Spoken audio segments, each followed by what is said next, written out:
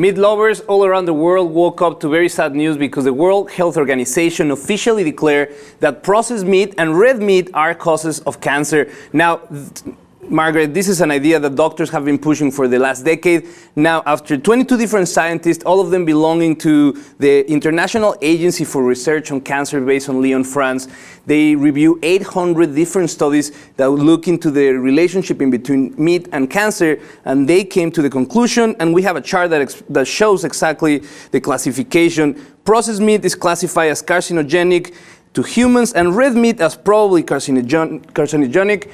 Group 1, we are putting processed meat with tobacco and alcoholic beverages, and red meat on Group 2A with glyphosate, anabolic steroids, and HPV. Serious warning for those who eat meat, and probably the meat industry is up in arms. Not only do we see this impact on humans with consuming in excess meats, processed meats, particularly the people, we also see an impact on the environment. Did the study include anything about greenhouse gas or climate change factored into this equation as well? No, I don't. The study itself didn't look at all into the environmental impact of meat, but that's something that the meat industry has been fighting against, that idea that the research shows that a quarter of all greenhouse emission gases come from the meat industry, just the transportation, the growing of food to feed these animals, and the whole process.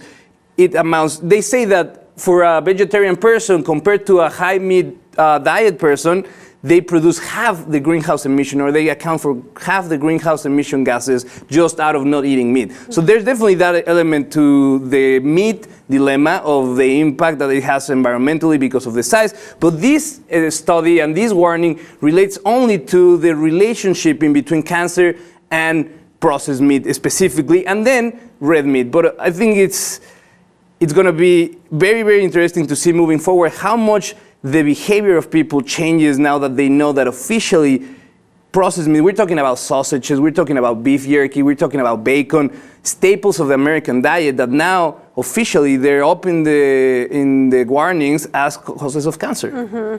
Well, let's hope it has an impact. I know that people who perhaps they have limited options when it comes to food, this really impacts that group specifically. Well, what they're saying is that although in context, the risk of you getting cancer from having meat once a week or having a sensible amount of meat in your diet is still very small. But like you mentioned, the amount of people that rely on processed food, on processed meat as their main source of protein makes it a public health issue, where you have to look at it very, very carefully, because the amount of people that is increasingly relying on this cheap processed meat to feed themselves is what it makes a very, very important issue. But in the future, we'll see if people take this advice to heart, if there's going to be any regulation, if the U.S. is going to follow suit, if we're going to try to.